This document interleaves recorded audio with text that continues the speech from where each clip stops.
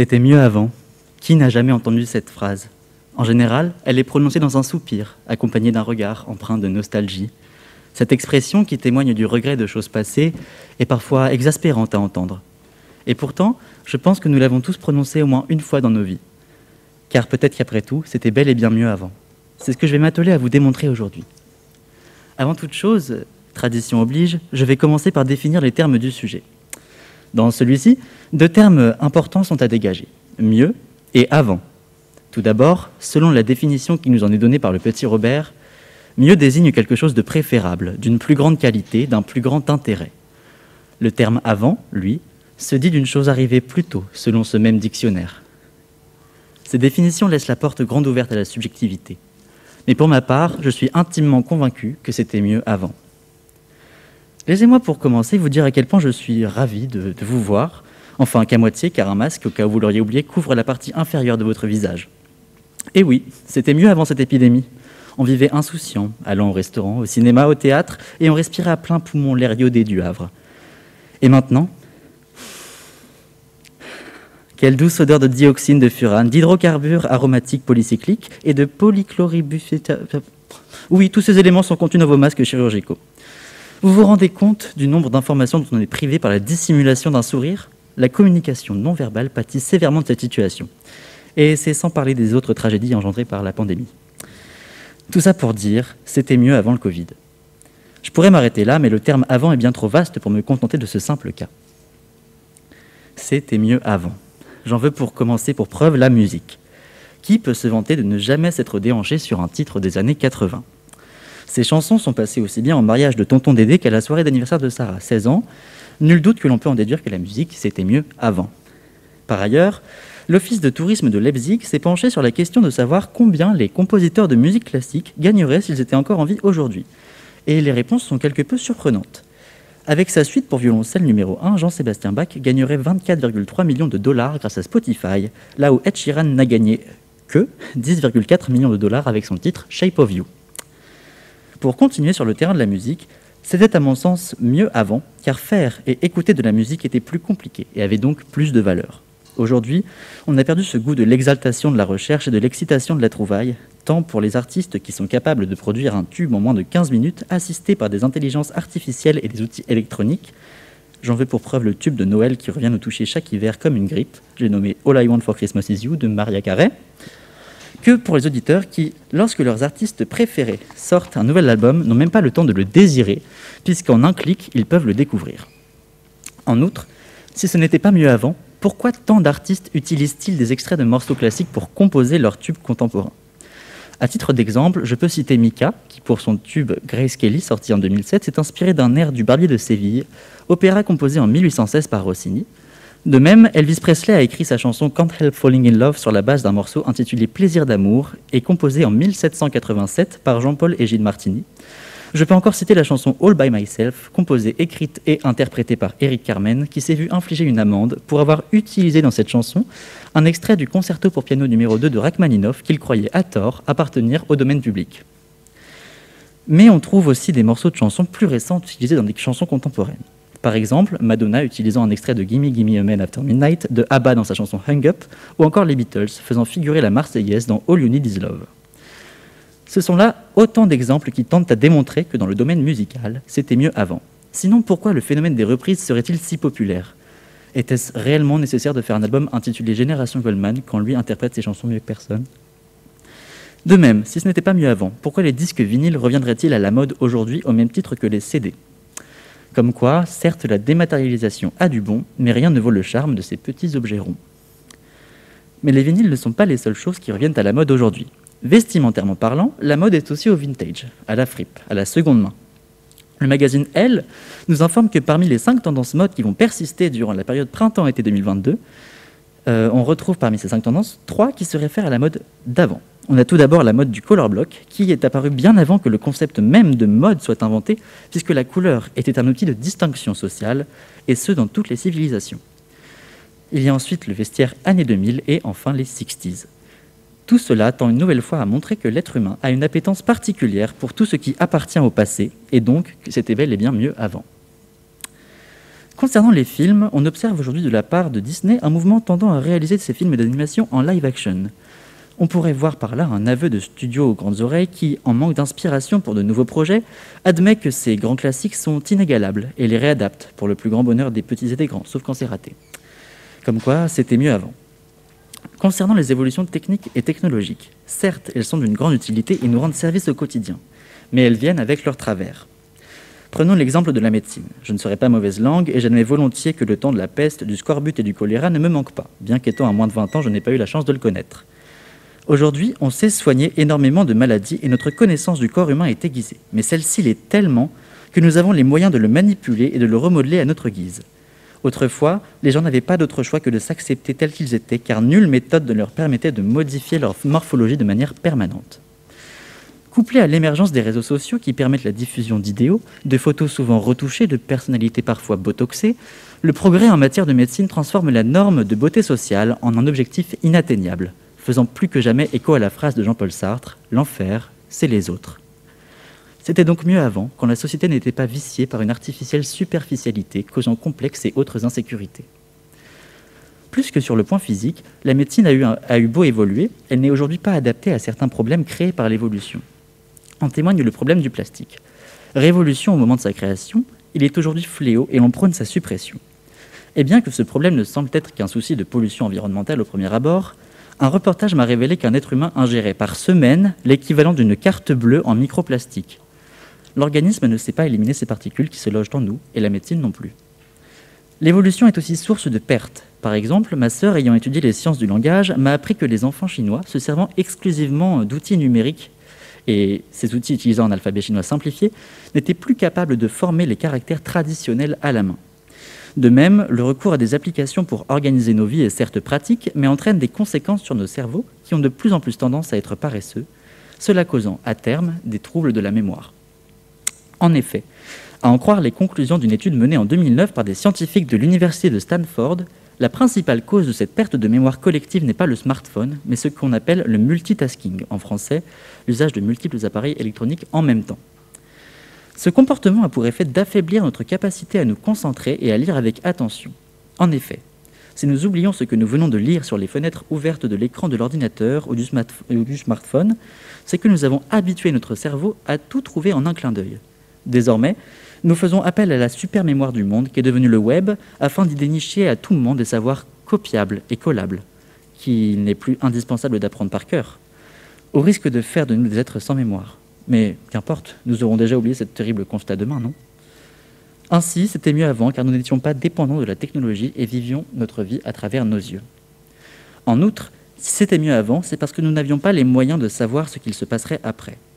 Par exemple, aujourd'hui, les scientifiques ont pu maintes fois démontrer que si rien n'est fait pour contrer le changement climatique, nous courons droit à la catastrophe. En revanche, au XXe siècle, la perspective d'un avenir finissant sous les flots ou écrasé par des vagues de forte chaleur n'était pas envisagée. L'insouciance régnait, et, comme l'a écrit Honoré de Balzac, « L'insouciance est l'art de se balancer dans la vie comme sur une escarpolette, sans s'inquiéter du moment où la corde cassera. » Merci.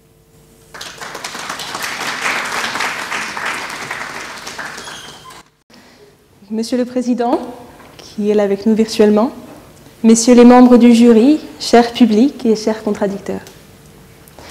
Monsieur Charles Aznavour nous parlait d'un temps que les gens de moins de 20 ans ne peuvent pas connaître, d'un temps qu'ils regrettent. Habité par une nostalgie non dissimulée, il nous livre un message fort. Ce message, je l'ai beaucoup entendu, et peut-être même certains d'entre vous l'ont-ils déjà formulé, la légation suprême, c'était mieux avant. Sans description aucune, je suis sûre que vous pouvez les imaginer, ceux qui la prononcent, ceux qui la formulent, qui répandent partout le mythe du paradis perdu. Nos grands-parents, parfois même nos parents, à coups incessants de « c'était mieux avant ». Cependant, ce sont ces mêmes personnes pourtant qui, penchées en avant dans leur fauteuil, vous regardent fixement, les yeux plissés et vous disent « À ton âge, on n'avait rien. À ton âge, je jouais avec des cailloux. À mon époque, je marchais 40 km chaque matin pour aller à l'école. Par vent, par pluie, par tremblement de terre, je marchais. » C'est vrai qu'à les entendre, ça avait l'air d'être super chouette avant. Détruisant seul leur prêche à coups d'antithèse, je me permets de remettre en cause leurs saintes paroles. Et cela nous mène au sujet, à la question qui m'est posée aujourd'hui. Était-ce mieux avant ? La réponse va de soi, bien sûr que non, car si c'était mieux avant, j'aurais eu à plaider avant mon contradicteur. Mais toute blague à part, aucune thèse ne peut être clairement comprise si son sujet n'est pas explicité et lui-même clair. C'est pourquoi j'aimerais que nous appréhendions ensemble, si vous le voulez bien, une rapide étude sémantique du sujet pour appréhender celui-ci sur le fondement de bases communes. Donc, était-ce mieux avant ? Lorsque certains énoncés sont plutôt explicites, celui-ci m'a laissé perplexe. Et après avoir passé toute la nuit à le retourner dans tous les sens, j'ai constaté qu'il comportait 2 termes équivoques. Dans un premier temps, le terme « avant », celui-ci m'a causé des sueurs froides. Il est défini par le dictionnaire français comme un adverbe marquant l'antériorité. Cela, je l'ai certes compris, mais concrètement, c'était quand avant ? Avant qui ? Avant quoi ? Au premier coup d'œil, j'ai cru à un pléonasme, dans la mesure où l'imparfait induisait déjà l'idée d'antériorité. Puis j'ai réalisé que finalement, il apportait une réponse à la question du sujet. Précisément, il est plus aisé de connaître le quoi lorsque l'on connaît le quand. Avant, enfin, pour prendre sens, induit la présence nécessaire d'un maintenant, auquel il est opposé, confronté. Maintenant, je pense que nous sommes tous d'accord pour dire que nous sommes le jeudi 10 février 2022, et à ce jour, cette question oppose 2 grands camps. Le camp, premièrement, des partisans du « c'était mieux avant », duquel fait partie mon contradicteur, et le camp des détenteurs de la vérité, tous assez âgés pour avoir connu un avant relatif. Je concevrai donc la notion d'avant à l'échelle de la vie humaine. Ce qui nous amène dans un second temps au sujet de la proposition, le fameux « ce » de Hétès, qui ici pourrait se référer à une multitude d'affaires, mais que j'ai fait le choix de décliner sous 3 aspects. J'aborderai d'abord le contexte historique, avant de m'y intéresser du point de vue du droit, pour enfin vous parler du progrès technique. En 1965, M. Charles Aznavour nous parlait d'un Paris que les jeunes de son temps auraient tant apprécié. Mais précisément 20 ans en arrière s'éteignait la Seconde Guerre mondiale. Des milliers de morts, des familles endeuillées, des nations affligées. Il n'y a rien de pire qu'avant. Avant, c'est pire que maintenant, c'est pire que tout. Et en soutenant le contraire ne serait-ce qu'une seule fois, ce sont toutes ces familles que vous humiliez, toutes ces victimes encore que vous outragez.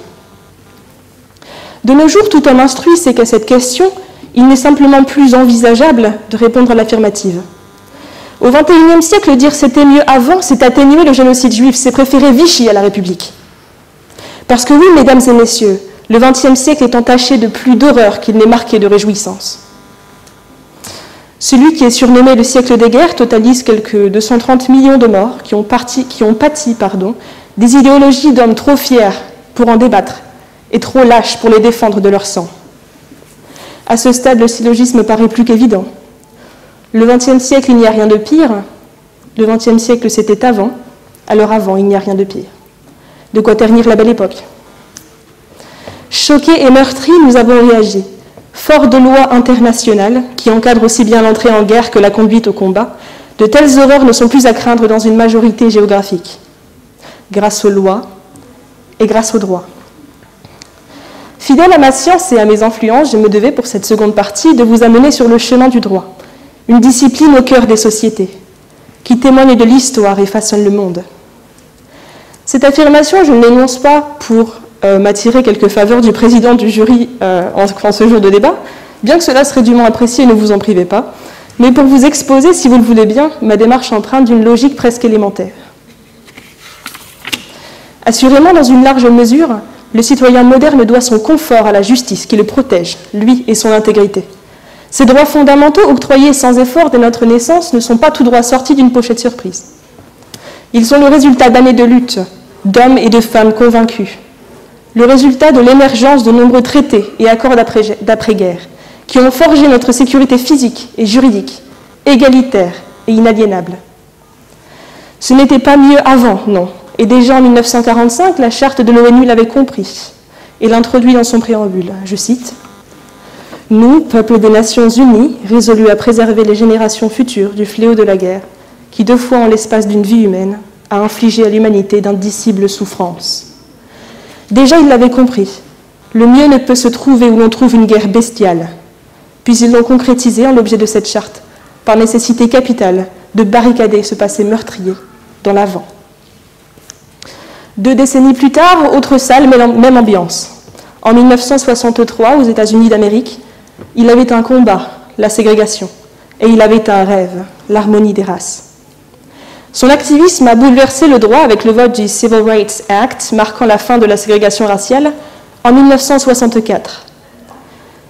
Assassiné pour ses convictions en 1968, il a fermé les yeux, mais continue de rêver, nous faisant légataires de droits qu'il a payés au prix de sa vie. Et nous, bien heureux, naissant libres et égaux en droit, nous insurgeons dans cette salle du temps qui passe, sur le seul fondement que le Walkman, c'était quand même bien mieux que l'iPhone. Qu'avons-nous en tête qu'en privilégiés, nous regrettons un passé d'esclavagisme, de ségrégation et de guerre, je vous le demande. Le monde a des torts, mais une chose demeure certaine. Ce n'était certainement pas mieux avant. J'aurais pu vous parler sécurité sociale, conditions de la femme ou de l'enfant, ou même 4e République, mais je pense que le message est passé. Enfin, s'il est une chose que l'homme désire égoïstement, bien plus que la paix, c'est bien sûr le confort. Et pour répondre à son insatiable demande, le progrès offre toujours plus. Parlons téléphonie, souvenez-vous, enfin pour ceux qui le peuvent, et ici je ne vise personne, des premiers téléphones portables. Ces premiers téléphones portables qui étaient de véritables armes blanches. Me direz-vous, 2 ans là, c'est déjà bien quand aujourd'hui nous avons l'équivalent d'une montre, d'un appareil photo, d'un calendrier ou bien d'une carte de la route dans notre poche arrière. C'est quand même plus utilitaire. Mais le confort nécessaire, c'est aussi et surtout l'évolution des modes de transport. Au Moyen-Âge, il fallait 2 jours pour se rendre au village voisin. Imaginez une société comme la nôtre. Une société dans laquelle, trop affaiblis, nous peinons à nous rendre aux toilettes en pleine nuit. Une société de citoyens si fiers d'avoir à 1h du matin parcouru le trajet lit-salle de bain. Donc 2 jours de marche, c'est une dystopie. Ce matin encore, pour me rendre ici, j'ai pris le tram pour un arrêt. Le visage honteux, mais quelque peu satisfait. Plus que nos trajets usuels, rien du commerce ou de la mondialisation ne serait envisageable sans les transports modernes. Bien que sans eux, les produits made in China seraient si rares en France qu'on les collectionnerait presque. En définitive, cher public, messieurs les membres du jury et chers contradicteurs, seul l'homme raciste, masochiste ou fan de randonnée peut plaidoyer la thèse d'un meilleur passé. Clôturant ces joutes de qualification, ma thèse est la dernière, maintenant. Voyez donc par vous-même que rien n'était mieux avant. Merci.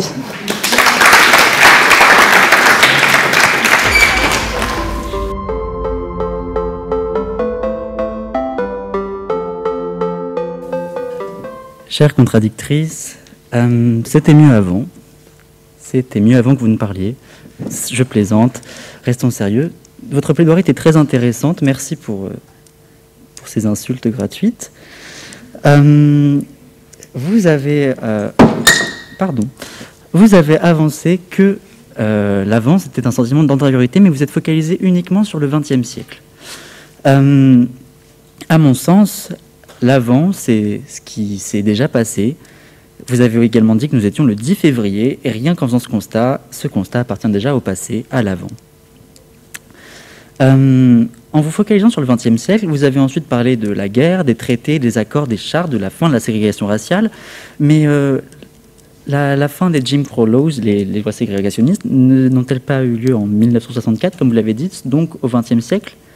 En fin de compte, est-ce que c'était vraiment le pire des siècles, si, avec toutes les évolutions que vous avez citées, et positives qui plus est, était-ce vraiment c'est le pire des siècles?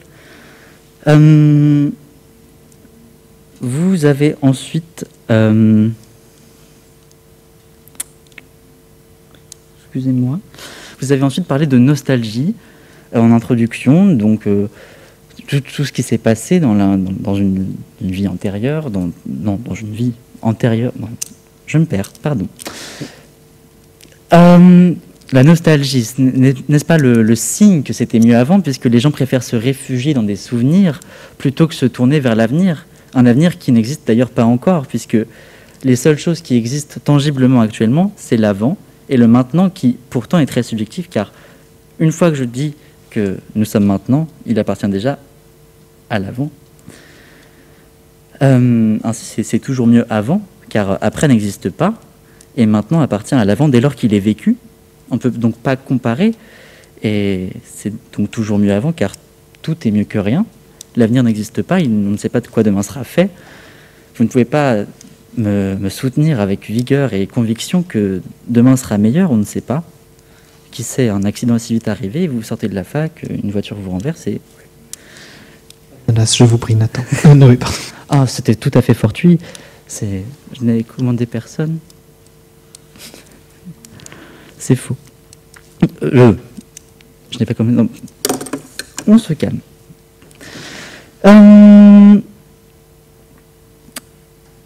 Vous avez également abordé les guerres, mais pareillement, les guerres ont certes débuté avant, mais elles se sont aussi finies avant. Tous les éléments que vous m'avez cités appartiennent à l'avant, et vous me les avez tous démontrés avec une très grande conviction que les évolutions de la société étaient nécessaires, mais pour aller de l'avant, mais elles appartiennent tout de même à l'avant.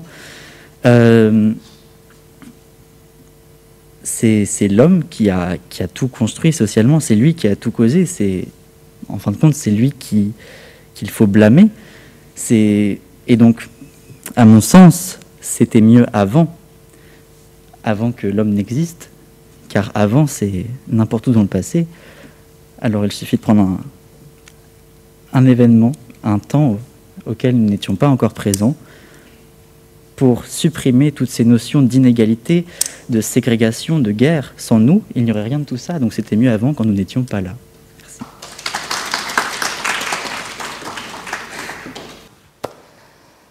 Alors, j'ai pu noter que vous m'aviez parlé du XXe siècle, que je considérais l'avant uniquement comme le XXe siècle. Ce n'est pas ce que j'ai dit, c'est un parti pris. Parce qu'en 10 minutes, je ne me sentais pas de couvrir l'intégralité des millions d'années pendant lesquelles la Terre a existé, pendant lesquelles nous existons, la faune et la flore et tout ce qui a pu se passer en tant d'années. C'est un choix. J'ai envisagé l'avant à l'échelle d'une vie humaine, soit une centaine d'années auparavant. Ensuite, j'ai terminé, et vous l'avez remarqué, ma plaidoirie par dire qu'en définitive, seul l'homme raciste, masochiste ou fan de randonnée peut soutenir la thèse d'un meilleur passé. Si vous vous êtes senti insulté ici, posez-vous les bonnes questions. Ensuite, vous avez parlé du fait que les gens se réfugiaient dans des souvenirs plutôt que d'envisager un futur dans lequel ils ne seraient pas forcément sereins. Eh bien, je suis totalement d'accord avec vous, et c'est un point que j'aimerais pointer, du fait que les gens, ce n'est pas avant qui leur manque, ce n'est pas les jeans baggy, ce n'est pas le tang. Ce sont plutôt leurs meilleures années, puisque l'avant, ce n'est pas forcément l'avant temporel dans le sens d'années qui passent, mais dans le sens d'une vie. Dans la mesure où avant, pour une personne âgée, ça peut être l'université, ça peut être mai 68, parce que même si pour la loi, ça n'a pas toujours été vraiment très fluctuant en bon sens, les gens se sont quand même amusés. C'était quand même une période plutôt agréable pour les étudiants. Ensuite, vous m'avez dit que demain, on ne sait pas s'il sera meilleur, mais il faut penser qu'avant que vous souteniez qu'il est meilleur, a toujours été l'après d'un autre avant. Ensuite, qu'ai-je noté ? Oui, vous avez noté Sartre, l'enfer c'est les autres. Aujourd'hui, l'enfer c'est les autres, que pensez-vous de l'Holocauste ? Que pensez-vous des expérimentations faites sur les Juifs, de têtes coupées à vif, de têtes... Que pensez-vous ? L'enfer c'est les autres, mais pour moi, le XXe siècle était pire. Et c'est là où vous me contredisez, en me disant que le XXe siècle n'est pas forcément le pire des siècles. Et là, vous vous éloignez du sujet, puisque notre thèse, comme elle est écrite en énorme ici, c'est « était-ce mieux avant ?» Donc, je n'ai pas dit que le monde était bon maintenant, j'ai juste dit qu'il était mieux que celui d'avant. Ensuite, vous avez parlé du Covid. C'est vrai, c'était mieux avant le Covid, mais selon cet argument que je viens de vous citer, il y a eu la grippe espagnole et tant d'autres maladies que vous avez peiné à citer, contre lesquelles nous n'avions pas de remède. Donc, le progrès technique, comme je l'ai spécifié dans ma plaidoirie, a largement augmenté. Et maintenant, nous sommes plus ou moins capables de fournir des solutions et de faire plus ou moins de morts que pendant les épidémies précédentes. Donc oui, ce n'était pas glorieux, mais c'est toujours mieux qu'avant. Qu'ai-je donc noté d'autre ? Ensuite, vous nous avez parlé du vintage, des friperies qui reviennent dans votre première thèse. Mais ici, ok, maintenant, la tendance est au vintage, mais la tendance est aussi à l'écologie, et je pense que c'est intimement lié. Pensons à l'écologie, pensons à l'avant, pensons à la période, à l'époque de nos grands-parents. Faisaient-ils attention à l'écologie ? Non, les friperies, c'était juste s'habiller avec ce qu'on trouve. C'était tout. Maintenant, il y a quand même un aspect plus protecteur de l'environnement, plus responsable dans la démarche. Ensuite, vous nous avez parlé, et je finirai sur cette élément, d'un événement. Qu'avant, ça peut être avant n'importe quoi, avant n'importe qui, mais je ne suis pas d'accord, puisque un événement, c'est un fait stable, un fait acté. Or, notre question est était-ce ? Était, c'est de l'imparfait. L'imparfait est souvent utilisé pour des descriptions ou tout autre aspect descriptif de périodes qui durent dans le temps. Donc, je pense qu'un événement scellé n'est pas une période qui dure dans le temps. Et donc, par ce, je pense que cet élément n'était pas fondé. Et sur ce, je vous remercie d'avoir fait cette plaidoirie avec moi. Merci.